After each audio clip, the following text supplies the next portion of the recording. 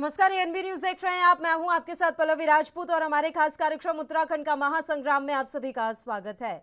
उत्तराखंड 13 जिलों का छोटा सा राज्य है, लेकिन इस छोटे से राज्य में मंत्रियों, विधायकों और ब्यूरोक्रेट्स के बीच अक्सर तनातनी देखने को मिलती है।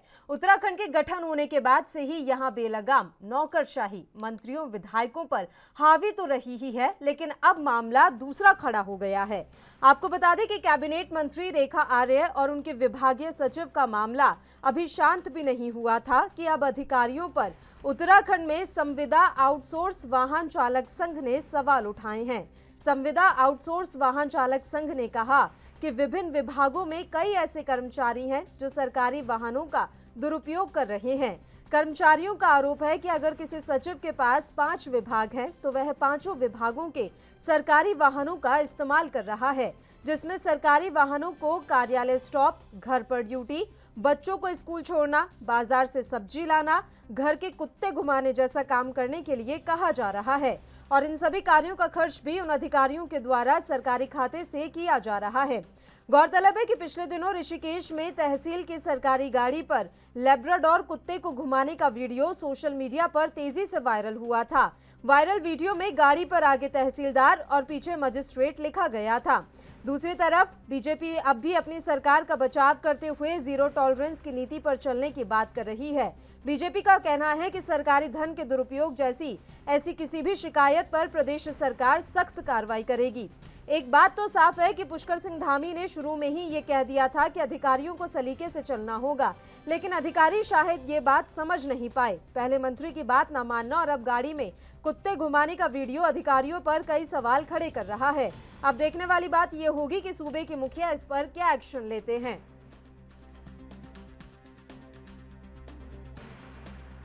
हर विभागों में गाड़ियां हैं, हर घरों में नहीं। आप देखिए कि हर घरों में हर कोई गाड़ी चलाना जानता है। 18 साल का बच्चा भी है, वो भी गाड़ी चलाना जानता है। पढ़ा लिखा बच्चा है, जो पढ़ाई कर रहा है, जो बीए पास है, एमए पास है, एमएससी करा हुआ है, जो कि परीक्षाओं में कोचिंग भी ले रहा है, वो बच्चों को उन्होंने भी भर रखा था। 19,000 अभ्यर्थियों ने फॉर्म भरे हैं। 19,000 जब अभ्यर्थियों ने फॉर्म भरे हैं तो जाहिर है वो भी उसमें थे बैठे। अब एक बात बताइए कि उस परीक्षा में जो ड्राइवर पहले से काम कर रहा है, 10 साल 15 साल जिनकी आयु सीमा पार कर चुके हैं, वो उस परीक्षा में सम्मिलित भी नहीं हो पाए।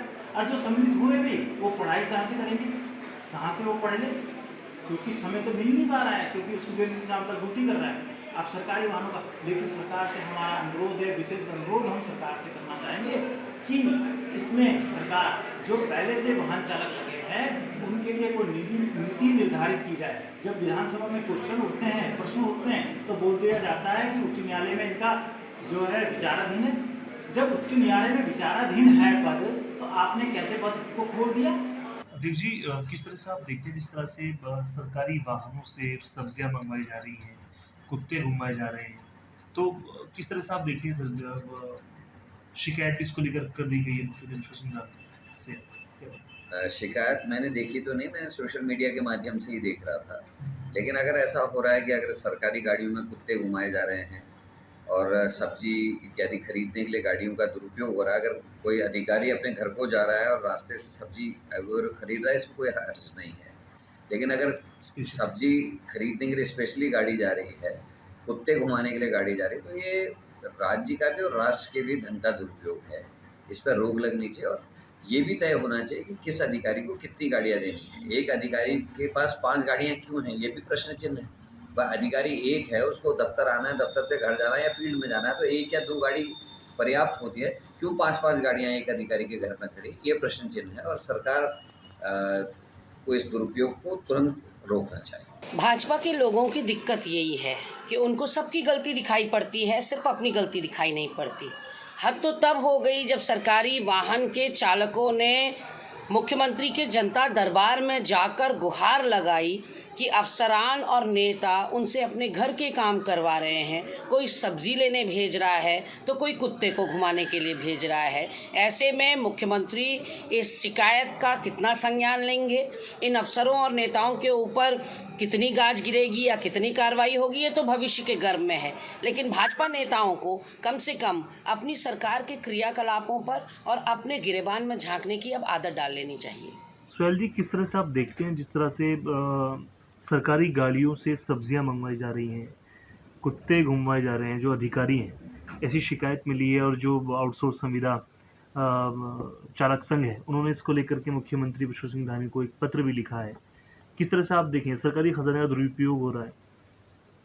उत्तराखंड राज्य इसलिए बना है कि यहाँ के दूरस्थ क्षेत्रों में विकास की किरण पहुंचे और लोगों को पूरी तरह से राज्य के विकास में उनकी सहभागिता हो, न कि ये किसी अधिकारी कर्मचारियों के आमोद प्रमोद के लिए बना है।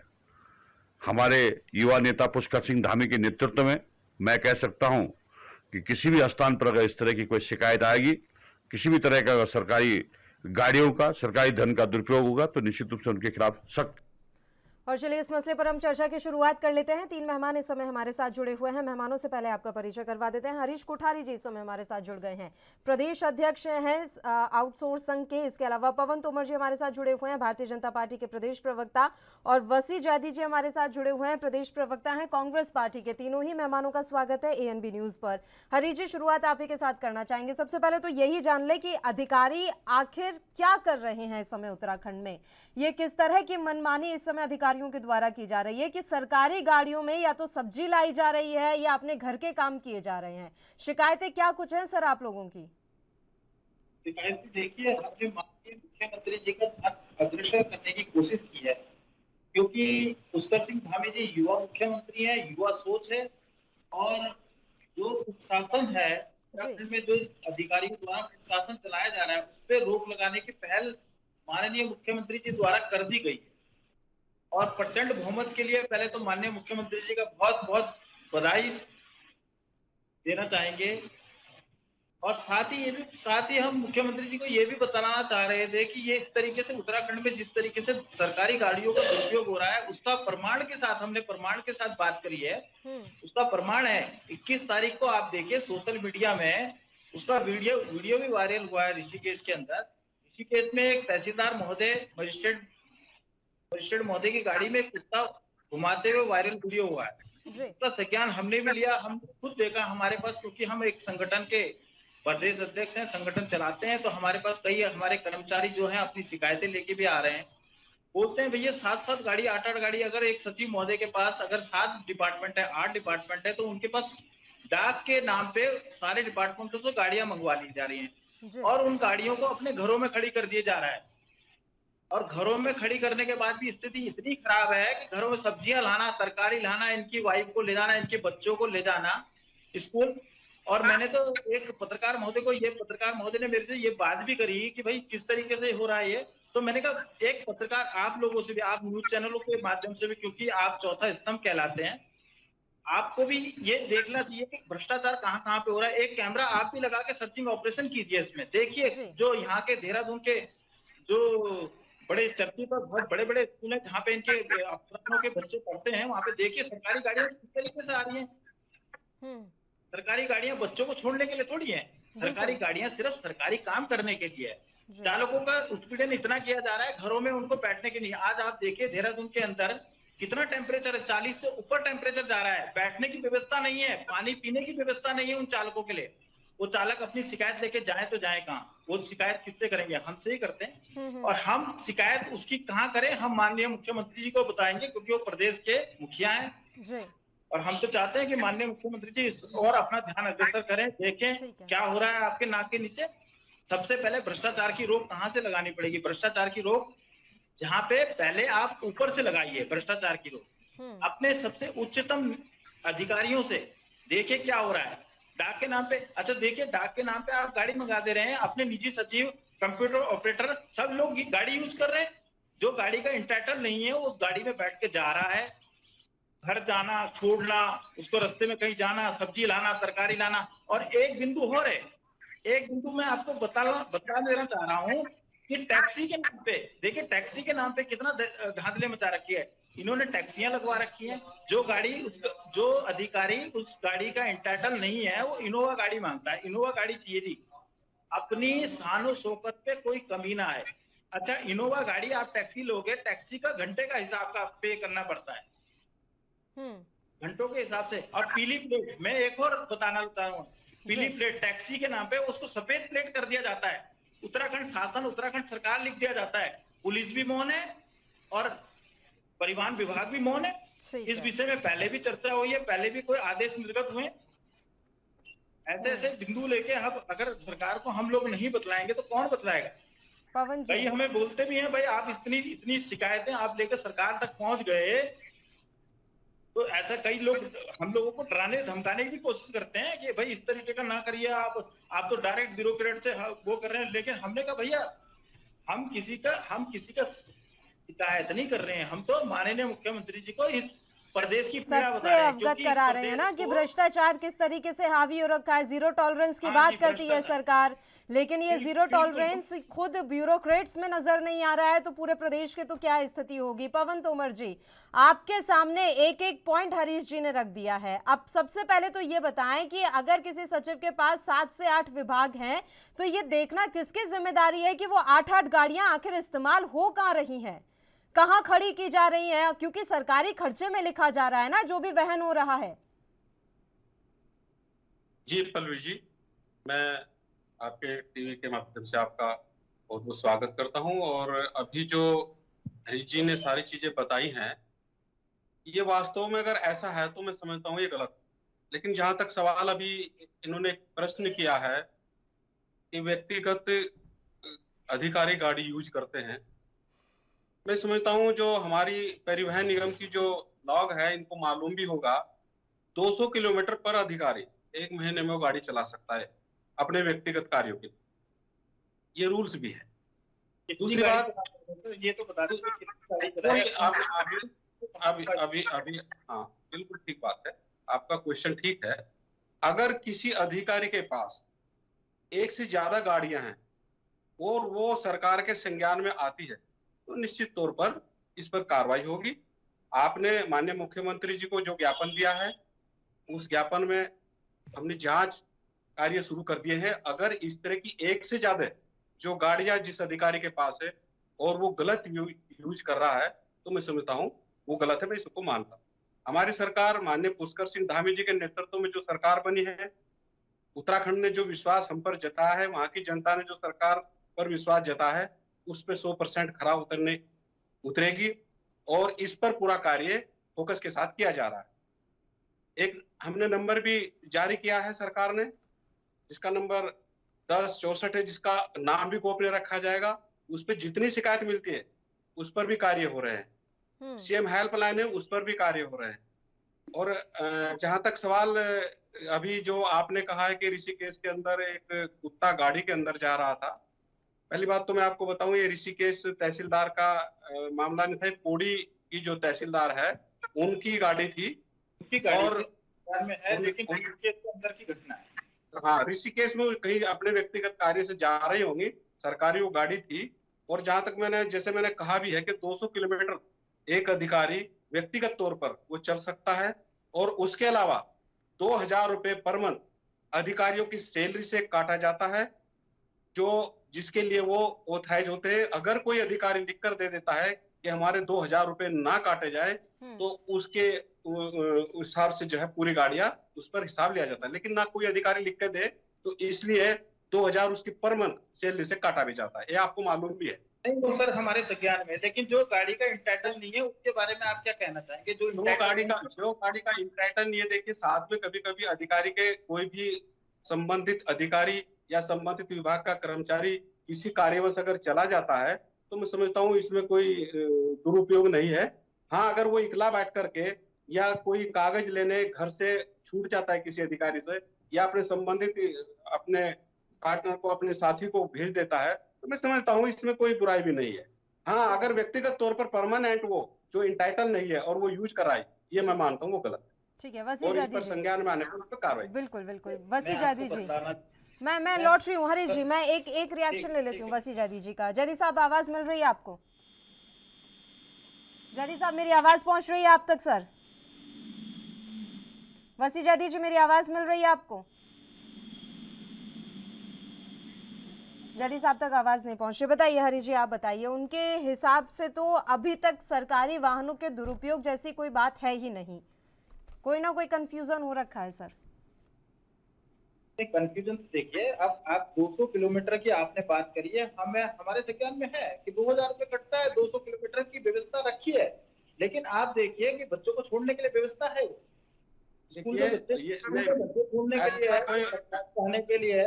अरे ऐसा कोई बायोलॉज में नहीं है कि कोई 200 स्कूल में स्पेशल किलोमीटर जाएगी व्यक्तिगत या कार्यों वो के कहीं लिए भी ना, जाएगी। जो छूट दे रखी है वो 200 व्यक्तिगत किलोमीटर कार्यों वो के अपने लिए है, व्यक्तिगत उपयोग के लिए, व्यक्तिगत कार्यों के लिए 200 और वो किलोमीटर व्यक्तिगत चला कुछ भी सकता हो सकता है सर, वो ये कुत्ता नियम है। घुमाना भी हो सकता है। ये नहीं, देखिए मैं हरीश जी फिर वही बात कह रहा हूँ, कुत्ता पालना या कुत्ते से प्रेम करना कोई बुरी बात नहीं। नहीं, कोई जहाँ बुरी बात तक- नहीं, मेरे पास खुद जहाँ कुत्ता तक है। बात हाँ, जहां तक बात घुमाने की है तो पता नहीं वो किन परिस्थितियों में उस समय होंगे जो वहाँ के तहसीलदार हैं, और किस परिस्थितियों में उसमें कुत्ता बैठा होगा, ये एक जांच का विषय है जिसमें जांच चल भी रही है। आपको ये भी मैं आपकी जानकारी के लिए बता दूं।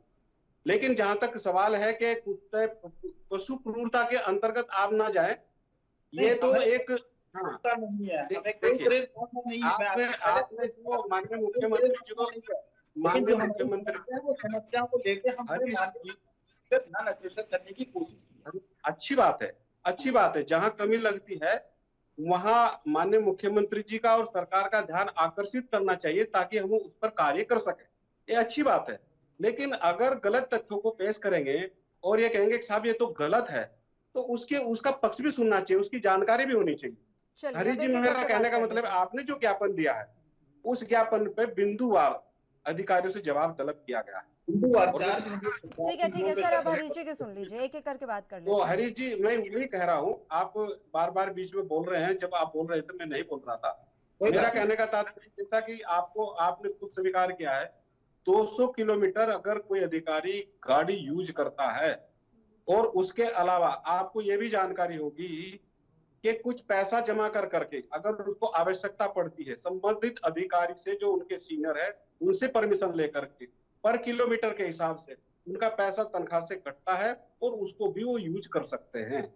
पर लेकिन ये आप मान आपका रहे हैं सवाल- पवन जी, देखिए कुछ व्यवस्थाओं में बदलाव की तो जरूरत है सर। एक तो उत्तराखंड पहले ही इतना छोटा सा राज्य है, उसमें अगर एक ही सचिव के पास इतने विभाग हैं और फिर सारे विभागों की गाड़ी वो इस्तेमाल कर रहा है, ये तो आप खुद देखिए ना, सरकारी धन पर कहीं ना कहीं तो बोझ पड़ रहा है। वो एक शख्स एक ही गाड़ी से सारे काम कर सकता है, लेकिन फिर भी उसके पास 5-5, 6-6 गाड़ियां हैं सरकारी। आप जनता की जेब पर बोझ डाल देते हैं ताकि आपका राजस्व बढ़े, लेकिन वाकई में जहां से आपको अपने राजस्व को बढ़ाना चाहिए या व्यय खत्म करना चाहिए उस पर ध्यान नहीं है। ऐसा क्यों कर रहे हैं? पल्लवी जी, मैं आपकी बात से सहमत हूँ। देखिए, मैंने पहले भी अपने वक्तव्य में कहा है कि अगर कोई अधिकारी, अगर उनके पास एक से ज्यादा विभाग हैं और वो एक ही समय में 5, यदि मान लीजिए 5 विभाग है और 5 ही गाड़ी को उपयोग में ला रहे हैं, तो मैं समझता हूँ ये वास्तव में गलत है। इसमें कोई मुझे कहने में गरेज नहीं है। और अगर ये हो, देखिए आपने भी ज्ञापन दिया, आपने कहा ना, इसमें एक बिंदु आपका ये भी होगा, इसमें आपका मैंने ऐसा नहीं कि हम जो है बिना ऑथराइज के बोल रहे हैं। मैं आपको बोला है कि अगर इस तरह का कोई मामला संज्ञान में आए तो इसके ज्यादा गाड़ी को उपयोग में ला रहा है, ये जांच का विषय है और ये जांच आंतरिक के बाद ये दूध का दूध और पानी का पानी हो जाएगा। अच्छा ठीक है, आप कह रहे हैं कि गाड़ी यूज करने का ऑथराइज है, वो 5 गाड़ी भी चले। डाक के नाम पे जो गाड़ियां मंगवा के जो इंटाइटल नहीं है उनको घर से लाना छोड़ना ये गाड़ी का है। अगर डिपार्टमेंट से कोई अधिकारी छुट्टी चला जाए तो शासन बड़ा धमका के उस गाड़ी को बुला लेता है। ये कौन सा नियम है? कौन सा शासन, कौन सा संबंधित अधिकारी या कोई हो? नहीं, संबंधित कोई से भी मैं देखने में आता है, क्योंकि हम तो चालक संघ के। सर मेरा कहने का मतलब ये है कि अगर कोई अधिकारी सपोज छुट्टी चला जाए या कहीं चला जाए, उसकी गाड़ी को आप बुला सकते हैं धमका के, गाड़ी को यूज कर सकते हैं, जबकि आप इंटाइटल नहीं है गाड़ी। ऐसा कौन बुला रहा है? मैं बता रहा हूं, कौन बुला रहा है? जैसा सुनिए, 2000 रुपए क्योंकि संबंधित अधिकारी के कट रहे हैं, और वो गाड़ी का भी मैं बता रहा हूँ। एक बात को अगर आपके संज्ञान में कोई बात नहीं, आप मुझे बताइए, अगर अधिकारी छुट्टी पर है हाँ जी, और उस गाड़ी को मंगाया जा रहा है, हाँ जी, तो वो किसके द्वारा मंगाया जा रहा है, ये क्वेश्चन क्लियर करिए ना, तभी तो मैं कुछ बता पाऊंगा। इस तरह के अधिकारियों द्वारा मंगवाया जाता है। नहीं सर, आप समझ नहीं रहे हैं। हरीश जी अब देखिए, मान लीजिए पवन जी किसी कोई अधिकारी हैं, अगर वो छुट्टी पर हैं, तो जब वो छुट्टी पर हैं तो उस गाड़ी को मंगा कौन रहा है? अगर पवन तोमर जी छुट्टी पर ही हैं तो जो उनके नाम से गाड़ी चल रही है उसे और कौन मंगा रहा है? ऐसा कौन सा बड़ा अधिकारी है? वो ये जानना चाह रहे हैं सर। नहीं देखिए, क्यों नहीं मंगवा रहे हैं? सारे अधिकारी मंगवाते हैं। आप देखिए ना, आप देखिए आरओ से लेकर ऊपर के स्तर के अधिकारी तक गाड़ी मंगवा रहे हैं। गाड़ी से सर ठीक है, आप अधिकारियों को बचाव करने के लिए करते हैं, कोई बात नहीं। मैं बचाव नहीं कर रहा हूँ, हम बचाव नहीं कर रहे हैं अधिकारियों का, और ना ही हमें आदत है बचाव करने की। जो कसूरवार है उस पर हम कार्रवाई करेंगे, करते हैं। लेकिन आप ये देखिए, फील्ड का अधिकारी जिसके नाम पे वाहन आवंटन है उसको पैदल कर दिया जाता है, डाक के एवज में आप जबरदस्ती गाड़ी मंगवा देते हैं। ऐसी व्यवस्था क्यों नहीं है शासन द्वारा? शासन द्वारा अगर डाक विधानसभा दूर है, डाक की व्यवस्था शासन द्वारा क्यों नहीं की जाती? विभागों द्वारा वाहन क्यों मंगवाया जा रहा है? चलिए, जवाब पवन जी से लेंगे, उससे पहले एक मेहमान और हमारे साथ जुड़े हुए हैं। ठीक है, एक तो हरीश जी और पवन जी, हम एक एक करके बात करते हैं। सर, दोनों एक साथ बोलेंगे ना, दोनों की आवाज मर्ज हो रही है, फिर क्लियर नहीं आ रही। एक एक करके बात करते हैं और एक नए मेहमान इस समय हमारे साथ जुड़ गए हैं, कांग्रेस पार्टी के भास्कर चुग जी। एक बार उनका रुख कर लेते हैं। भास्कर जी, मेरी आवाज मिल रही है आपको? नमस्कार पल्लवी जी। नमस्ते सर, और आपका स्वागत है एएनपी न्यूज़ पर। मेरा सवाल सीधा सा है कि ब्यूरोक्रेट्स हमेशा सरकार पर हावी रहे हैं, और इसका अब जीता जागता उदाहरण ये सामने आ रहा है कि आउटसोर्स वाहन चालक संघ ने शिकायत की है मुख्यमंत्री से, और उनका ये साफ तौर पर कहना है कि सरकारी वाहनों का दुरुपयोग किया जा रहा है। इन वाहनों में जो अधिकारी हैं अपने व्यक्तिगत कार्य करते हैं, चाहे वो कुत्ता घुमाना हो, घर की सब्जी लाना हो, बच्चों को स्कूल छोड़ना हो, या घर के किसी और सदस्य का काम। पूरी तरह से सहमत हूँ इस बात से, और आउटसोर्स जो ड्राइवर्स हैं बेचारे, उनकी ये शिकायत भी गलत नहीं है। और अब तो आप कुत्ता घुमाने वाली बात कह रही हैं, अब से महीना डेढ़ महीना पहले की बात है कि एक डॉक्टर को ओपीडी से उठाकर अपने घर भेज दिया गया था अपनी मैडम का इलाज करवाने के लिए, एक बहुत बड़े अधिकारी द्वारा, और बाद में उन मैडम ने इस बात का विरोध किया तो उनका तबादला बहुत दूर करने का प्रयास कर दिया गया था, जिसमें इस्तीफे जैसी बात भी सामने आई थी। तो सत्ता का दुरुपयोग नेता करते थे, और आज ये सामने आ रहा है कि सत्ता का दुरुपयोग वाकई में अधिकारी भी बहुत ज्यादा कर रहे हैं, जबकि ये नहीं होना चाहिए। बहुत सारे तो ऐसे अधिकारियों को वाहन आवंटित हैं जिनको वाहन आवंटित किए जाने की जरूरत भी नहीं है। और ये भी देख लीजिए कि मान लिया जो देहरादून के आसपास की तहसीलें हैं, उनमें काम करने वाले अधिकारी को अपने घर, अपने जो उनको वहां पर आवास आवंटन है वहां पर रहना चाहिए, लेकिन बहुत सारे अधिकारी जो है देहरादून से डेली अप डाउन करते हैं। तो इन चीजों को भी देखना चाहिए, और इस तरह से जो सरकार की सुविधाएं, असल में सरकार की सुविधाएं नहीं है, ये तो आपके और मेरे पैसे का दुरुपयोग है, और ये बिल्कुल नहीं होना चाहिए। चलिए, पवन जी ने कहा है कि ये नियम बना हुआ है कि जो सरकारी अधिकारी जिनके पास सरकारी वाहन है, वो 200 किलोमीटर तक अपनी व्यक्तिगत कार्यों के लिए इन वाहनों का इस्तेमाल कर सकते हैं। भास्कर जी, कर सकते हैं क्या? रोज कर सकते हैं कि 200 किलोमीटर तक? जी, कितना करेंगे? एक लिमिट भी तो होगा सर उसके लिए, एक लिमिट भी तो है उसके लिए। और नहीं, एक चीज और है ना, अगर ऐसा कोई नियम भी है तो अब जब हम सुधार की दिशा में चल रहे हैं और अमित वेदा की बात करते हैं, स्थितियां ऐसी हैं कि हमारे राज्य का बजट जो है 65,000 करोड़ का है और हमारे ऊपर कर्जा 73,000 करोड़ का है। तो जब इन चीजों को हम कंट्रोल करने की बात करते हैं तो मितव्ययता की बात होनी चाहिए। तो ये अगर नियम है कि निजी कार्यों के लिए वाहन का उपयोग कर सकते हैं, तो ये नियम बदला क्यों नहीं जाना चाहिए? और क्या रोज इतने किलोमीटर का उपयोग करेंगे? सवाल ये भी है, क्या उनको सैलरी नहीं मिलती? अपनी स्कूटी से, बाइक से नहीं जा सकते?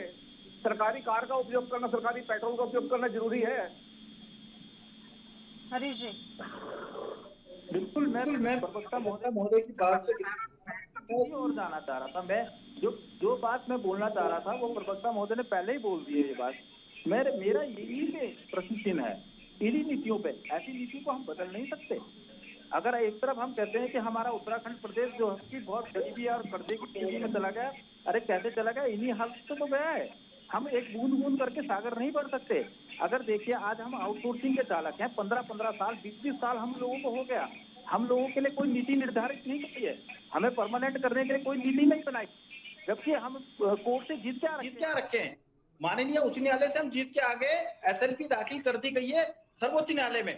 सर्वोच्च न्यायालय में एसएलपी आपने दाखिल कर दी। अगर विधानसभा में कोई क्वेश्चन लग जाता है, अगर हम आपसे पूछते हैं तो आप यही बोलते हैं कि माननीय न्यायालय में विचाराधीन है, क्यों नहीं पैरवी कर रहे हो। आप हमारे विपक्ष में जाके 20 लाख रुपए मैं आपको बतलाना चाहता हूं, अगर जो भी जितने भी लोग इस न्यूज चैनल को सुन रहे होंगे, मैं आप सबको बतलाना चाह रहा हूं सरकार की नीतियां।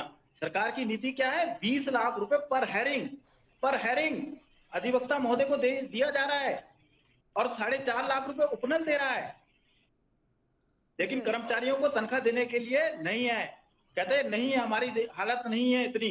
और आप देखिए सांसद के बराबर विधायक की तनख्वाह हो चुकी है आज की डेट में। विधायक का जो वेतन है वो उत्तराखंड का विधायक के जो नेतागण है हमारे, देखिए मेरी किसी से द्वेष भावना नहीं, मैं तो कहता हूँ भगवान करे उनकी और ज्यादा बढ़े, लेकिन कम से कम हम छोटे कर्मचारियों को भी ध्यान रखें, क्योंकि हम भी महोदय मान्यवर आपसे कहना चाहते हैं, क्योंकि उतने ही रुपए किलो का आटा आप खा रहे हैं, उतने ही रुपए किलो का आटा मैं भी खाता हूँ। मेरे को भी अपने बच्चे को पढ़ाना है, मेरे बच्चे के भी कुछ सपने हैं, जबकि मैं कुशल योग्य हो गया हूँ। आप देखिए ना 15-15 साल जिस आदमी को काम करते हुए हो गए, उसकी योग्यता में क्या प्रश्न चिन्ह लगाएंगे आप? कोई नीति निर्धारित नहीं करिए, आप नई भर्ती कर देते हैं। क्वेश्चन पेपर ऐसे आ रहे हैं पीसीएस लेवल के। आपको अगर पहले तो भर्ती नहीं खुल रही है, फिर भर्ती किसी तरीके से खोली तो किसी तरीके कोई आरक्षण का हमारे पे प्रावधान नहीं है, कोई आरक्षण हमारे लिए नहीं है, कोई कुछ नहीं है था हमारे लिए। पेपर एग्जाम में किसी तरीके से जो आयु सीमा पार कर चुके थे वो तो बेचारे अछूते रह गए, वो तो उन्होंने तो एग्जाम भी नहीं दे पाए। जो कुछ लड़के बेचारे, कुछ हमारे जो चालक है वो कुछ एग्जाम में बैठे, तो एग्जाम ऐसी एजेंसियों द्वारा आयोग करवाता है जो काली सूची में दर्ज है, जिसका माननीय विधायक खटीमा द्वारा सदन में उठाया गया क्वेश्चन, उनकी कार्यशैली पर, आयोग की कार्यशैली पर प्रश्न चिन्ह उठाया गया। अगर जनता में कौन बताएगा कौन है पालनहार, तो हमने एक टक लगा के एक नजर से माननीय मुख्यमंत्री, जो युवा मुख्यमंत्री है, उनकी ओर हाथ जोड़कर अपना अनुरोध किया, उनका ध्यान अपनी ओर अग्रसर करने की कोशिश करिए कि मान्यवर इस भ्रष्टाचार पर रोक लगाएं और हमारी तरफ ध्यान दें। अभी आपको कोई जवाब मिल पाया है क्या? कोई सकारात्मक अभी तक आपको प्रतिक्रिया मिली हो? पल्लवी जी, मैं आपको बता रहा हूँ, इससे पहले भी हम पत्राचार कर चुके हैं, शासन द्वारा कोई भी इसका जवाब हमें नहीं मिलता है, कोई जवाब हमें नहीं मिलता है। कौन सी बार आपने सर इस तरह का पत्राचार या फिर शिकायत की है? कितनी बार कर चुके हैं आप ये शिकायत? ये पत्राचार हमारा 14वें नंबर का पत्राचार है ये हमारा। बड़ा बुरा हाल है पवन जी। पत्रांक नंबर अगर 14वीं बार कोई पत्राचार कर रहा है या फिर अपनी शिकायत दर्ज करा रहा है, कभी तो संज्ञान लें उस पर सर। ये तो बहुत बड़ी बात है ना पवन जी। और समस्याएं एक नहीं है, आप देखिए हरीश जी बैठे अभी कितनी सारी समस्याएं गिना रहे हैं। इन समस्याओं का समाधान आखिर करेगा कौन? तोमर साहब। हरीश जी, ये जो आपने कहा कि 14 बार मैंने सरकार को पत्रांक संख्या दिया है, 14 बार पत्र व्यवहार कर चुका हूँ। आप जरा एक बार संज्ञान में आ जाएगा, क्योंकि पल्लवी जी भी सुन रही हैं। वो कौन सी मांगे हैं आपकी? और ये भी बताइएगा सर कि ये जो 14 बार आपने पत्राचार किया है, क्या इसमें रावत सरकार भी शामिल रही है, हरीश रावत सरकार? नहीं मैडम, अभी ये तो अभी वर्तमान सरकार या पिछली सरकार त्रिवेंद्र रावत जी की सरकार से हम पत्राचार करते हुए आ रहे हैं। इससे पहले रावत जी सरकार में भी किया, हरीश रावत जी की सरकार में भी हमने किया है, आंदोलन भी किए बड़े बड़े, लेकिन हासिल हमें कुछ नहीं हुआ। और कोई नीति निर्धारित नहीं की जा रही है। सबसे बड़ी बात है कि कोई नीति तो निर्धारित करें। अगर आप भर्ती कर रहे हैं, पत्राचार लिखा एक बार रिपीट कर देंगे क्या? क्या लिखा? कई एक से पहले भी जो हमने पत्राचार किया था उसमें माननीय क्या बोलते हैं मुख्य सचिव महोदय जी को भी हमने पत्राचार किया। मुख्य सचिव महोदय से हमने लिखा क्या है? बता रहे हैं सर, बता रहे हैं आपको। पत्राचार में लिखा है, एक तो 1 महीने का अतिरिक्त वेतन जो कि परमानेंट नियमित वाहन चालकों की भांति हमें 1 महीने का अतिरिक्त वेतन दे हो, जो कि हमें नहीं दिया जाता है। तनख्वाह हमारी ले देके कितनी है? 10-15 हजार। 10-15 हजार में आप बताइए मान्यवर कैसे गुजारा होगा? किस तरीके से हम गुजारा करेंगे? क्योंकि सरकार ने कोई हमारे लिए कोई अलग से कोई ऐसी दुकान नहीं खोली है सरकारी, जो कि हमें सस्ता राशन। देखिए, पहली बात तो आपको ही नहीं मालूम शायद। आप कह रहे हैं 10-15 हजार, 10 और 15 में 5 हजार का अंतर है। आपको सैलरी एक अमाउंट होता है और उस अमाउंट का एक स्पष्टीकरण होता है कि इतनी सैलरी पर आप कह रहे हैं 10 और 15। ये तो कोई बात ना हुई ना सर, तथ्यों के साथ आप अभी भी बता रहे हैं। आपको भी मालूम है, मेरे को भी मालूम है, पल्लवी जी को भी मालूम है। कि इनकी ड्राइवरों की जो तनख्वाह है वो सरकार द्वारा कितनी निर्धारित है आपको मतलब पहले इसीलिए तो मैं क्वेश्चन कर रहा हूँ इसीलिए तो क्वेश्चन कर मैं इसीलिए क्वेश्चन कर रहा हूँ। उनकी एक नीति है, उनका एक बायलॉज है, उनका एक जब वो परीक्षा देते हैं उसमें स्पष्ट लिखा होता है आपको इतना मूल वेतन दिया जाएगा, इतनी आपकी सैलरी है। मैं आउटसोर्स चालक की बात कर रहा हूँ, आप नियमित चालक की बात कर, मैं वही आउटसोर्स की जो बात आप देखिए आउटसोर्स की पीड़ा ज्यादा होती ये हरी जी मेरा कहना आपकी अपेक्षाएं भारतीय जनता पार्टी सरकार से हैं और आपकी अपेक्षाएं होनी चाहिए क्योंकि हमें पूर्ण विश्वास की अपेक्षा के साथ विश्वास लेकिन भारतीय जनता पार्टी आप ही का एक विभाग नहीं है, ऐसे सैकड़ों विभाग हैं जो आउटसोर्सिंग पे अन्य विभागों में भी कार्यरत है।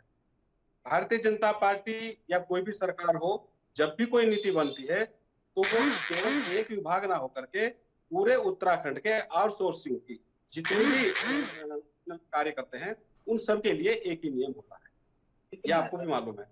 और मेरा बिल्कुल देखिए मैं ये नहीं कह रहा हूँ कि वो ज्यादा है या कम, लेकिन जो नीति बनती है वो उत्तराखंड के समस्त कर्मचारियों को लेकर के एक नीति बनती है, ना कि एक पर्टिकुलर विभाग के लिए बनती। और जो उस विभाग सर हम तो सारे विभाग ये सारी चीजें स्टेप टू स्टेप निर्णय लिए जा रहे हैं। अभी आपने देखा भी होगा भ्रष्टाचार के विरोध में अभी एक अधिकारी पर आरोप था, आईएएस अधिकारी पर, और वो माननीय पुष्कर सिंह धामी सरकार ने उसको वहां से सस्पेंड कर दिया और उसको हटा दिया। देखिए जहां मैं कोई ये चीजें इस मिल पर रही जिक्र है जरूर करना चाहूंगी यहाँ पवन जी, ये ब्यूरोक्रेट्स हावी क्यों है इतना सरकार पर? ठीक है, एक एक करके बात कर लेते हैं सर, एक एक करके बात कर लेते हैं, दोनों एक साथ नहीं बोलेंगे, एक एक करके बात करते हैं। हरीश जी मैं लौट रही हूँ आपके पास, एक बार पूरा जवाब ले लें हम पवन जी का प्लीज। एक एक करके बात कर लेते हैं सर, मैं दोनों से रिक्वेस्ट कर रही हूँ, आप बहुत देर से एक साथ बोल रहे हैं, एक एक करके बात करते हैं, एक एक का जवाब ले लें, उसके बाद हम सवाल ले लेंगे प्लीज। पवन जी मुझे ये ब्यूरोक्रेट्स पर चर्चा करनी भी है आपसे। रेखा आर्य के विभाग में किस तरीके से तबादलों का नोटिस जारी कर दिया जाता है, उसके बाद मंत्री को वो निरस्त करने पड़ते हैं, ये जानना बेहद जरूरी है कि ऐसी कौन सी कमी रह जा रही है कि ब्यूरोक्रेट्स अब खुद को सरकार से ऊपर समझने लगे हैं। ये अधिकारी इतने बेलगाम कैसे होते जा रहे हैं, इसका जवाब आप मुझे जरूर दीजिएगा। उससे पहले मैं एक बार भास्कर जी का रुख कर लेती हूँ। भास्कर जी मेरी आवाज मिल रही है आपको? हाँ पल्लवी जी, बताएं सर, ये जो आउटसोर्स वाहन चालक संघ हैं, इन्होंने तो आपके कार्यकाल में भी बड़े बड़े प्रदर्शन किए हैं, समस्याएं तो आप भी नहीं सुलझा पाए सर इनकी? बिल्कुल नहीं सुलझा पाए। जिस समय हम समस्या सुलझाने की तरफ से, देखिए मैं इस बात को कहने से पहले एक बात और कहना चाहूंगा कि पवन जी जो है, हरीश जी जिस समय अपनी बात रखना चाहते हैं उनको बीच में रोक देते हैं। हरीश जी की पूरी बात ही समझ में नहीं आ पाती, पवन जी जो उनको बीच में रोक देते हैं, वो क्या कहना चाह रहे हैं अपनी बात को स्पष्ट नहीं कर पाते। तो पहली बात तो डिबेट को इस तरीके से लिया जाए कि कम से कम एक आदमी की बात तो हम पूरी सुन लें। ठीक है। दूसरी बात, हमारी सरकार में जिस समय सरकार निर्णय लेने की तरफ बढ़ रही थी कई सारे मामलों के ऊपर, उस समय सरकार को अस्थिर कर दिया गया था और हाई कोर्ट जाकर और कई अन्य तरीकों से सरकार जो है हरीश रावत जी की उस समय बच पाई थी और धीरे धीरे तुरंत जो है चुनाव हमारे सिर पर आ गए थे। यदि आज हरीश रावत जी की सरकार होती तो हरीश रावत जी से सवाल होना चाहिए था कि आप जो है समाधान क्यों नहीं कर रहे हैं। लेकिन 5 साल से त्रिवेंद्र जी की सरकार थी और तीरथ सिंह जी की सरकार थी और आदरणीय पुष्कर सिंह धामी जी की सरकार थी और दूसरा कार्यकाल फिर धामी जी के पास है। तो इस समय सवाल आपसे होना चाहिए कि सत्ता में जो बैठे हुए हैं उनसे सवाल होता है। ठीक है, हमारी कमियां रही होंगी, रावत जी की कमियां रही होंगी और शायद इन्हीं कारणों की वजह से हम दोबारा सत्ता में नहीं आ पाए, लेकिन अपेक्षाएं किससे थी? जिसको हमें पलटकर जिसको सत्ता में लाया गया उसने क्या किया? दूसरी बात, पवन जी अभी कह रहे थे कि जो नीतियां होती हैं वो सारे विभागों के लिए एक साथ बनती हैं। मेरा एक बहुत सिंपल सा प्रश्न है, एक नियमित वाहन चालक है उसकी सैलरी में और एक जो आउटसोर्स वाला वाहन चालक है उसकी सैलरी में और एक संविदा का वाहन चालक है उसकी सैलरी में आखिर अंतर है क्यों? और यदि अंतर ये है और माननीय हाईकोर्ट जो निर्णय दे चुका है कि समान काम के लिए समान वेतन हो, तो क्या हम हाईकोर्ट से एग्री हैं? यदि हम हाईकोर्ट से एग्री नहीं है तो वो भी स्पष्ट किया जाए कि ये इनमें अंतर क्यों है। क्या वो जो वोट देने का अधिकार किसी का कम और किसी का ज्यादा हो सकता है? नहीं हो सकता ना, एक आदमी का एक वोट होता है। तो एक ही काम के लिए अलग अलग वेतन मान क्यों, अलग अलग तरीके से वेतन क्यों दिया जाता है? ये प्रश्न तो उठता है और समाधान तो वर्तमान सरकार को करना है। पवन तोमर जी, और एक एक करके बात करेंगे सर, पहले अपनी अपनी बात कंप्लीट कर लें, क्योंकि वाकई में दोनों एक साथ बोल रहे हैं ना, दोनों की आवाज मर्ज हो रही है, बात समझ में नहीं आ पा रही है। पवन जी जी पल्लवी जी बताएं सर, देखिए, आपसे पल्लवी भास्कर जी, जी ने भी सवाल रख दिए अभी अब तो। भास्कर जी ने जो सवाल रखा है, हम्म मेरा इनका कहना एक है इस विषय पर। देखिए, आउटसोर्सिंग और परमानेंट ये दो नियुक्तियां हैं। आउटसोर्सिंग से बहुत सी विभाग ऐसे हैं जब जिसमें वैकेंसियां निकलती हैं, रिटायरमेंट होते हैं, तो ज्यादातर आउटसोर्सिंग से लिए जाते हैं और उनकी सैलरी भी वही हो जाती है तो परमानेंट की होती है। ये तो पहले से ऑलरेडी तय होता है कि आउटसोर्सिंग की सैलरी इतनी है और परमानेंट की सैलरी इतनी है। इसी आधार पर जो बेरोजगार युवा होता है वो अपनी नौकरी को ज्वाइनिंग करता है। तो मैं समझता हूं जब उनके पास एक स्थिति पहले ही स्पष्ट कर दी जाती है और उन मापदंडों के आधार पर वो ज्वाइनिंग कर लेते हैं, तो फिर प्रश्न होने का उठता ही सवाल कहाँ है। जहां तक बात है बेरोजगारी की और उनको आउटसोर्सिंग को परमानेंट में समायोजित करने, मैं समझता हूं सरकार का पूरा फोकस है और सरकार इस पर पूरा ध्यान दे भी रही है। मैं समझता हूं कि अभी आप आने वाले समय में देखेंगे कि हमारे उत्तराखंड में जो बेरोजगार लोग हैं उनको समायोजित करने के लिए सरकार बहुत सारे कदम उठाने जा रही है। तो जहां तक सवाल ये आउटसोर्सिंग का, ये आज भारतीय जनता पार्टी का खड़ा किया हुआ नहीं है, ये तो ऑलरेडी अन्य राज्यों में भी है आउटसोर्सिंग और परमानेंट। ये प्राइवेट सेक्टर में भी आउटसोर्सिंग परमानेंट, ये पद्धति है और इस पद्धति के अनुसार ही वो जो लोग हैं इसको ज्वाइनिंग करते हैं और अपनी नौकरी करते हैं। हाँ, इतना जरूर है कि उनका हैरेसमेंट नहीं होना चाहिए, उनको सताया नहीं जाना चाहिए। ऐसी कोई अगर शिकायत है, इस तरह की कोई शिकायत अगर सरकार को मिलेगी तो उस पर निश्चित तौर पर कार्रवाई की जाए। हरीश जी, आश्वासन तो दिया जा रहा है सर आपको पवन जी की तरफ से। नहीं आश्वासन नहीं, मैं पवन जी को एक बात भी बतलाना चाह रहा हूँ। अगर आप न्यायपालिका में विश्वास करते हैं तो न्यायपालिका में एक व्यवस्था है कि आप किसी का कुठारघात नहीं करोगे, आप किसी का शोषण नहीं करोगे। समान कार्य के लिए समान वेतन माननीय उच्च न्यायालय, माननीय सर्वोच्च न्यायालय की डिसीजन है सर। और उमा देवी 10 साल की प्रावधान है जिसको, अच्छा आप कितना क्या मानते हैं जिंदगी भर अगर मैं था, ठीक है, उस समय क्या सरकार ने व्यवस्था रखी थी, हम उस व्यवस्था के तहत आ गए ना। अगर आप उस समय नियमित व्यवस्था रखते, हम शायद उस व्यवस्था में आते। आपने व्यवस्था क्या करी, सरकारी भर्तियों में रोक लगा दी, सब कुछ भर्तियां नहीं करी, उसके बाद आउटसोर्सिंग की भर्ती खोली। भाई जिसको जैसा रास्ता मिला वैसे गया वो। हमने जो आपने रास्ता खोला उस रास्ते से हम आए, लेकिन जिंदगी भर ये थोड़ी कि कसम खाई थी कि हम बनवासी भोगेंगे। अरे श्री रामचंद्र भगवान को भी 14 साल के बाद वनवास उनका पूरा हो गया था।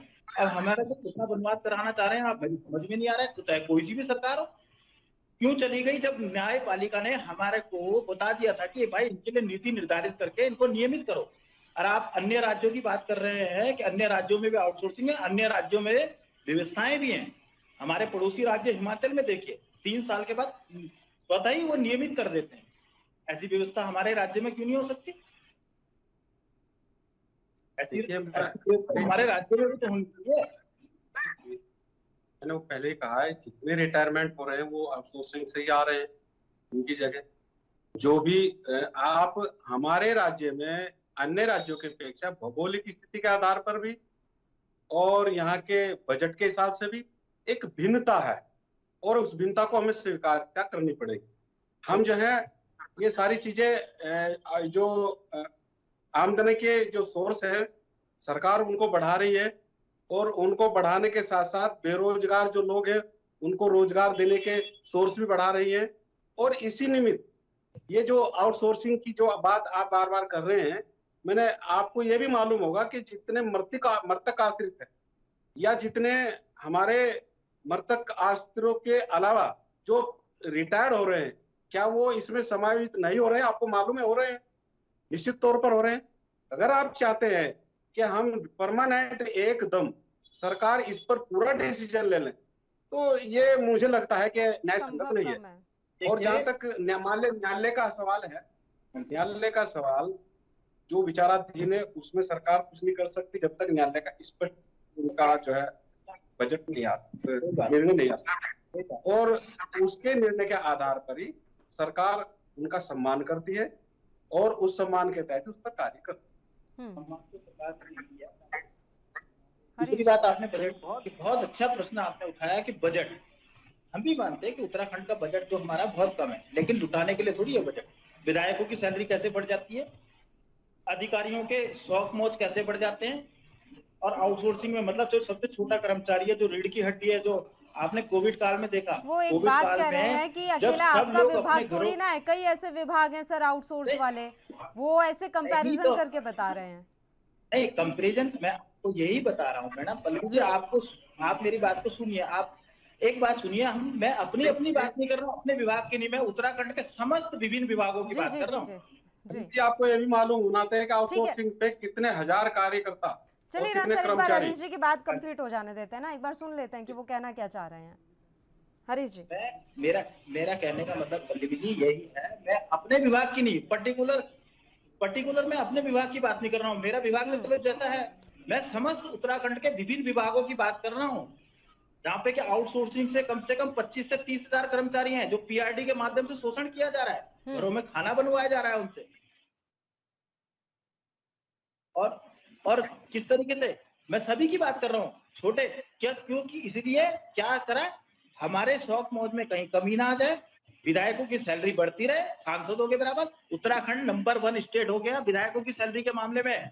जब आप प्रश्न नहीं उठाते हो, नेताओं के शौक मौज पूरे करने के लिए आप प्रश्न नहीं उठाओगे, जहाँ पे कर्मचारी की बात होगी वहां पे करोगे। अरे सबसे छोटा कर्मचारी आप देखिए, सबसे छोटा कर्मचारी है वो, आपकी प्रदेश की रीढ़ की हड्डी है वो। कोविड काल में देखिए कौन था फ्रंट लाइन में, हमारे चालक थे। जब सब लोग अपने घरों में थे, कोई बाहर निकलने को तैयार नहीं था, तो हमारा चालक रोड पे था, चाहे राशन बांटने से लेकर चाहे प्रशासन के उसमें ड्यूटी में। जब उनका मानदेय के रूप में भी सरकार के द्वारा क्या पक्षपात किया गया, राजस्व विभाग के ही एक आदेश कर दिया कि राजस्व विभाग के ही कर्मचारियों को 10,000 रुपए मिलेगा, अन्य विभाग के जो कर्मचारी आपने लगाए थे उनको नहीं मिलेगा, उनकी जान की कोई कीमत नहीं। जब हमने पत्राचार किया, उनके बीमा की बात भी करी, तब जाके पहले क्या करा, नियमित कर वहां जो नियमित चालक थे या नियमित कर्मचारी थे, उनका 10 लाख का बीमा कर दिया इन्होंने, और हमारा बीमा नहीं किया था। जब हमने उसमें कोटाया तो तब जाके 3 लाख रुपए का बीमा कर रहे हैं आप हमारा। आप हमें समझ क्या रहे हैं, मेरी तो ये समझ में नहीं आ रहा। अरे मान्यवर, हम ही लोगों ने आपको जिता के भेजा है, इस अपेक्षा से भेजा है कि आप हमारा भला करोगे कुछ, और आप लोग ही इस तरीके से करेंगे तो कैसे चलेगा। अरे कम से कम जिसको, हम ऐसे नहीं बोल रहे कि आज ही आप परमानेंट कर दो, हम कह रहे हैं एक नीति निर्धारित कर दो। आप बता दो ना, 7 साल में करोगे, 5 साल में करोगे, 10 साल में करोगे, कभी तो करोगे। ये वनवास से कभी तो मुक्ति मिले। इस दिशा में काम कर रही है क्या सर? वाकई में आश्वासन देने के अलावा मैं जानना चाहती हूँ पवन तोमर जी कि क्या नियमितीकरण को लेकर वाकई में काम हो रहा है? कोई तो नीति निर्धारित तो कर रहे होंगे ना आपके यहाँ, ठीक है ना? सिर्फ परिवहन विभाग, अलग अलग विभागों में आउटसोर्स पर कर्मचारी काम करते हैं, तो उनके लिए नीति निर्धारण बड़ी जरूरी है कि आप कितने सालों में इन्हें पक्का कर देंगे, या इनको ताउम्र कच्चे कर्मचारियों में ही गिना जाएगा? पल्लवी जी, अभी हरीश जी जो कह रहे थे कि हमने जो नियमितीकरण है उनके लिए हमने मांग उठाई सरकार से, और सरकार ने हमारी मांग पूरी कर दी, 3 लाख का बीमा दे दिया, ठीक है। अभी इनकी मांग पर अगर कार्य सरकार कर रही है, ठीक है, मैं मानता हूँ ज्यादा नहीं थोड़ा कर रही है, तो उस पर भी आप संतुष्ट नहीं है, नहीं कर रही है तो उस पर भी आप संतुष्ट नहीं है। आपने एक मांग की कि साहब जब परमानेंट जो लोग हैं उनका बीमा है, जो आउटसोर्सिंग के लोग हैं उनका भी बीमा होना चाहिए। सरकार ने संज्ञान लेकर के 3 लाख तक का बीमा उनमें कर दिया। आहिस्ता आहिस्ता सारी चीज हरी जी होंगी, लेकिन जहां तक सवाल नियमितीकरण का, मैं फिर कह रहा हूं कि मृतक आश्रित जितने भी हैं वो किसी भी विभाग में, चाहे वो रोडवेज में है, चाहे वो ड्राइवर विभाग में है, चाहे वो 4th ग्रेड में है, वो नियमितीकरण उन्हीं में से ही लिया जा रहा है। और इसके तहत मैं अभी स्पष्ट आंकड़ा मैं आपको बता भी सकता हूं, मैंने कहीं लिखा भी था, तो कई हजार लोग नियमितीकरण में इस प्रोसीजर के तहत आ चुके हैं। तो नियमितीकरण नहीं ले सकते, इसको सिर्फ मैं बता रहा हूँ आपको, आपकी बात को काटना समझ, ये आप मृत आश्रित में नौकरी देते हैं, वो योग्य है नहीं है, आप योग्यता नहीं देखते उसकी, आप ले रहे हैं, ठीक है, हमें उससे कोई ऐतराज नहीं, ले लीजिए, लेकिन जो पहले से काम कर रहे हैं उसका भी तो, उसके बारे में भी तो सोचेगी सरकार, नहीं सोचेगी। अरे हम किस प्रदेश के कर्मचारी हैं, आप ही के तो प्रदेश के। सारे चुनाव ड्यूटी में हमें लगाया जाता है, आपदा में हमें लगाया आपका जाता है। देश हम सबका है और सबका समान अधिकार है। आपका, आपकी जो चीजें हैं, मैं उनसे हमने प्रश्न हाँ, उठाया सर, ये मत कहिए कि आपका है, ये कहिए हमारा है। नहीं नहीं, हमारा आपका सबका है, हम ही लोगों का है, तभी तो हमने ये क्वेश्चन उठाया सर, नहीं तो हम क्यों, हमें क्या जरूरत पड़ी थी। लेकिन यहाँ तो स्थिति बहुत खराब हो चुकी है। स्थिति कोई खराब नहीं हुई है। जहाँ स्थिति आपको खराब लग रही है उस पर पूरा सरकार का फोकस है। जहाँ भ्रष्टाचार दिखाई दे रहा है उस पर सर अभी उनको जो परेशानियां हो रही हैं उसके लिए कोई तो आप उनको आश्वासन देना कि इतने समय में चीजें ठीक हो जाएंगी। वो इसी तरीके से लगातार पत्राचार देते रहेंगे सर और मामला ऐसे लटकता रहेगा। मुख्यमंत्री से हम समय मांगते, समय नहीं मिलता। अभी थोड़ी देर पहले आप कह रहे थे कि हमने उनसे मिल करके अपना मांग पत्र उनको दिया है। उनसे मिलकर के नहीं बोला उन्होंने, नहीं सर, मिलकर के कोई शब्द का इस्तेमाल नहीं किया उन्होंने। क्योंकि वो हमारी एंकर जो पल्लवी जी है, ठीक है मैं गलत हो सकता हूँ, लेकिन क्या आपका वो जो मैसेज है वहां तक पहुंचा है ना सर? वो रिसीविंग ली है हमने, जो कार्यालय में दिए, सचिवालय में। आप ये नहीं कह सकते कि उनसे समय ले जाता है।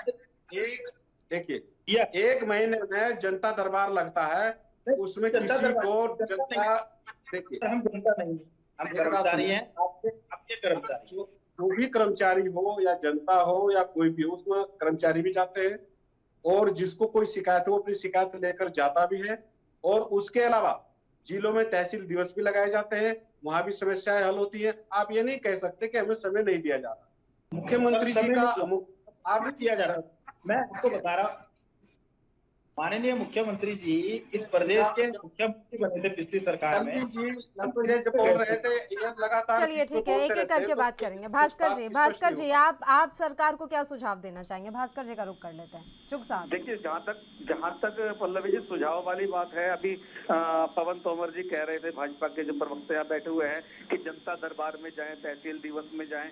जो राज्य का आउटसोर्स कर्मचारी हो या संविदा कर्मचारी हो, वो तो किसी भी हालत में जनता दरबार में या तहसील दिवस में जाने के बारे में सोच भी नहीं सकता, क्योंकि उत्तरापंत बहुगुणा जी का उदाहरण बहुत बड़ा हमारे सामने है कि जब वो एक नियमित टीचर होते हुए गई थी तो उनके साथ क्या हुआ था। तो जनता दरबार में पवन जी पहले पूरी कंप्लीट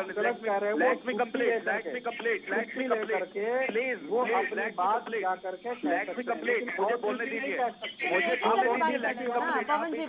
पवन जी एक एक करके बात कर लेते हैं, फिर आप दे दीजिएगा सर जवाब। नहीं बोला, लेट मी कंप्लीट। मेरा नंबर आया था तब बोल रहा हूँ अपनी बात को। आउटसोर्स की सैलरी कभी भी परमानेंट के बराबर नहीं होती। आउटसोर्स कर्मचारी का कभी भी रिटायरमेंट नहीं होता। आपने अभी एक बात कही थी कि सरकार जो है पहले से ही नीति तय करती है कि आप यदि संविदा पे आएंगे, यदि आप आउटसोर्स के थ्रू आएंगे तो आपके लिए यह नीति रहेगी, और लोग इन्हीं नीतियों के आधार पर ज्वाइन भी करते हैं। यही कहा था ना। मेरा प्रश्न यह है कि सरकार आउटसोर्स की भर्तियां निकाल देती है, सरकार संविदा की भर्तियां निकाल देती है। सरकार ने पिछली बार परमानेंट भर्तियां आखिर निकाली कब थी? एक बेचारा बेरोजगार है, घर में उसकी बीवी है, बच्चे हैं, माँ बाप हैं, किसी की माँ बीमार है, किसी का बाप बीमार है, किसी का छोटा भाई बीमार है, वो एक मजबूरी के तहत दो रोटी अपने परिवार की चल जाए, एक जो है जॉब को ज्वाइन कर लेता है। आखिर कब तक और आखिर क्यों सरकार किसी बेरोजगार की मजबूरी का फायदा उठाएगी क्या? सरकार तो सबको एक आंख से देखे। एक अधिकारी का वेतन तो लाख, 1.5 लाख, 2 लाख रुपए हो जाता है। एक मंत्री का, एक विधायक का वेतन बहुत बड़ी रकम पे होता है, उनको भत्ते भी मिलते हैं। जितना एक नेता का, एक विधायक का, एक दायित्वधारी के भत्ते होते हैं, क्या इनकी तनख्वाह उतनी है? उनके भत्तों से भी कम इनकी तनख्वाह है। तो सरकार को इस दिशा में कदम उठाना चाहिए, और आप कह रहे सरकार कदम उठा रही है। मेरा प्रश्न यह है कि कदम उठते हैं तो कदम उठते हुए दिखने भी चाहिए ना। कदम उठते हुए तो कहीं दिख ही नहीं रहे, वो किसी हवा में उड़ रहे हैं। कौन से पर्दे के पीछे कदम उठ रहे हैं ये हमारा प्रश्न है। कितनी बार आपने परमानेंट भर्तियां कर दी और आप कहते हैं किसी का उत्पीड़न होता है और सरकार तक शिकायत पहुंचती है तो कार्रवाई होती है। मैं फिर जानना चाहता हूं कि अभी कुछ दिन पहले ओपीडी छोड़कर अपनी मैडम के लिए इलाज के लिए जिस डॉक्टर को भेजा था उसकी शिकायत पर आखिर क्या अब तक कार्रवाई हुई? आपने कहा कि आमदनी के स्रोत सरकार बढ़ा रही है। क्या सरकार आमदनी के स्रोत बढ़ा रही है? कम से कम दिखे तो सही, कहीं कोई नीति तो हो, किसी को पता तो चले कि सरकार की आमदनी के स्रोत कैसे बढ़ रहे हैं। ये जो कर्मचारी है ये बेचारा 10,000 रुपए में 4,000 रुपए तो अपने मकान का किराया दे देता है, 2,500 रुपए इसके 2 बच्चों की फीस चली जाती है। इसके अलावा कॉपी किताब, बच्चों का दूध, इन चीजों को मिला लो तो इसके पास राशन चलो कोटे से लेता होगा, तब भी इसके पास अपने बच्चों की आगे उच्च स्तर की पढ़ाई के लिए चवन्नी नहीं बचती, बल्कि हर महीने कर्जा अलग से चढ़ जाता है। छोटे भाई का, बड़े भाई का, बाप का, माँ का, रिश्तेदार का एहसान अलग से झेलना पड़ता है। आखिर इसने गलती क्या की? इसकी गलती यही थी कि ये मजबूर था, इसने एक नौकरी ज्वाइन कर ली। इस पीड़ा को समझना चाहिए और उसे समझना होगा जो सत्ता में बैठा हुआ है। जो सत्ता में नहीं है वो तो पीड़ा समझ रहा है और वो जब सत्ता उसके हाथ में कभी आई तो उसका समाधान करने का प्रयास भी करेगा। लेकिन जो इस समय सत्ता में बैठा हुआ है, क्या वो इनको एक कर्मचारी की निगाह से देखेगा? क्या उत्तराखंड के नागरिक की निगाह से नहीं देखेगा? आखिर इनकी गलती क्या है? इनकी समस्याओं का समाधान क्यों नहीं होना चाहिए? इनको क्यों बताया जाता है बार बार कि आप जो है इसी शर्त से नौकरी करते रहे? इनको क्यों नहीं बताया जाता कि जिस तरह विधायक की सैलरी बढ़ती है तुम्हारी भी सैलरी हम बढ़ा देंगे? इनको नियमितीकरण की दिशा में आखिर क्यों नहीं बढ़ते? माननीय कोर्ट कहता है कि आप नियमित करिए, लेकिन आप नहीं करते हैं, तो क्या नीति है? कुछ समझ में तो आए। देखिए, आप एक संगठन के व्यक्ति नहीं हो, आप एक राजनीतिक दल के प्रवक्ता के हैसियत से बोल रहे हो। आप बार बार कह रहे हो कि साहब विधायक की सैलरी बढ़ती है तो साहब उस पर विरोध क्यों नहीं होता? मैं आप ही से एक क्वेश्चन चाहता हूँ, जब विधायकों की सैलरी बढ़ती है क्या सदन में आपके विधायक उसका विरोध करते हैं? क्यों नहीं करते? जब आप नहीं बढ़ाना चाहते बोलो हम अगर गलती में है तो क्या आप सही रास्ते पर हो? नहीं, पहले आप मान तो लीजिए कि आप गलती पे हैं। देखिए, अभी आपने कहा ना, आपने ये कहा है ना पहले विधायकों की सैलरी बढ़ती है तो कोई विरोध नहीं होता, वो बढ़ जाती है। लीजिए गलती अरे मैं ये कह रहा हूँ, अगर आप राजनीतिक दल के प्रवक्ता हो तो आपके विधायकों ने कितनी बार सत्र में ये क्वेश्चन कहा कि हम साथ बड़ी सैलरी नहीं दे रहे, बढ़नी नहीं चाहिए? पहले आप मानिए कि आपने गलती कितनी बार कहा? अरे आपने जहाँ तक सवाल सत्ता का है, पहले आप मान तो लीजिए कि आपने गलती करी। देखिए, हम जनता को फ्री राशन दे रहे हैं और फ्री राशन कोई एहसान थोड़ी है। हमारे ही पैसे का राशन हमें फ्री दे दिया, हमारे ही पैसे का राशन हमें फ्री दे दिया, कोई एहसान कर दिया क्या? राशन तो हमारे पैसे का है। जो सिलेंडर 414 रुपए का बिल बताइए, आपने कौन सा पैसा दे दिया? अरे कौन देता है पैसे? सरकार अपने घर से दे रही है क्या? सरकार अपने घर से दे रही है? अरे भाई आपने दे रही है, आपने क्यों नहीं दिया? कि खाद्य सुरक्षा अधिनियम क्यों नहीं दिया? भारतीय जनता पार्टी जो दे रही है, खाद्य सुरक्षा अधिनियम कौन लाया था? गरीबों को 5 लाख रुपए खाद्य सुरक्षा अधिनियम बनाया था। पूरे पूरे देश के सारे किसानों का कर्जा किस पार्टी की सरकार ने माफ किया था बताइए आप? पूरे देश के किसानों का कर्जा एक तरफा किस पार्टी की सरकार ने माफ किया था? अरे आप खाद्य सुरक्षा अधिनियम किस पार्टी की सरकार ने बनाया था? कौन प्रधानमंत्री था? 414 रुपए का सिलेंडर 1030 रुपए का कौन सी पार्टी की सरकार दे रही है? 60 रुपए का लीटर का पेट्रोल, 100 रुपए का लीटर का तेल कौन सी पार्टी की सरकार दे रही है? खाना मुश्किल हो गया आम आदमी का, घर पे चलना मुश्किल हो गया है। चलिए ठीक है, लास्ट कमेंट हरीश जी का ले लेते हैं। चलिए सर ठीक है, ये बेवजह की तू मैम से कोई निकलने वाला भी नहीं है निष्कर्ष। हरीश जी आखिरी कमेंट। ठीक है, एक एक करके बात कर लेते हैं सर। ठीक है पवन जी, भास्कर जी हो गया। हरीश जी का आखिरी कमेंट लेना है सर। हरीश कोठारी जी आप बोलिए, उनकी आवाज डाउन कर दीजिए। हरीश जी आवाज मिल रही है आपको? क्या वो भारतीय जनता पार्टी ने बताइए हरीश जी, अब अगला कदम आपका क्या होने वाला है अगर सरकार के द्वारा? पवन तोमर जी यहाँ पर सर आपकी सरकारी योजनाओं का प्रचार प्रसार नहीं चल रहा है, यहाँ लोगों की समस्याओं पर बातचीत हो रही है, अब रुक जाइए। हरीश जी अगला कदम क्या है आप लोगों का? देखिए ये चीजें आवाज डाउन कर दीजिए उनकी। कोठारी साहब आपको बुरी तरह से नहीं है, 414 रुपया पूरी तरह से गैस का सिलेंडर 2 बार नकार दिया। और आज आप रुपए का दे रहे हो। आज आप किस स्थिति में खड़े हो ये जनता जानती है। हरीश कोठारी जी, आपको मेरी आवाज मिल रही है क्या? कार्य कर भी रहे हैं सर, मैं और आपसे जहाँ पे- आपका जहाँ पे कमी है, अगला कदम उसको जानना चाह रही हूँ। वो दोनों तो ऐसे ही लगातार बहस करते रहेंगे, उन्हें अपनी अपनी पार्टी का प्रचार करना है। आपको अपनी समस्याओं का समाधान चाहिए कि नहीं? तो रावत जी अगले का कदम के बयान बारे में रिपीट कराएं। जानकारी दीजिए। आपको सुना होगा, आपको मालूम है इस चीज का। जब हरीश रावत जी ने कहा था मैं मुंह चलिए ठीक है, हरीश जी तक भी आवाज नहीं पहुंच रही है और इन दोनों की पार्टियों का प्रचार प्रसार यहाँ पर शुरू हो गया है। तीनों ही मेहमानों का शुक्रिया अदा करना चाहूंगी। चर्चा करने के लिए आप हमारे साथ जुड़े, आपने अपना समय हमें दिया। और इसी के साथ उत्तराखंड का महासंग्राम में भी इतना ही। मुझे दीजिए इजाजत। देश और प्रदेश की तमाम ताज़ा खबरों के लिए आप बने रहिए हमारे साथ। नमस्कार।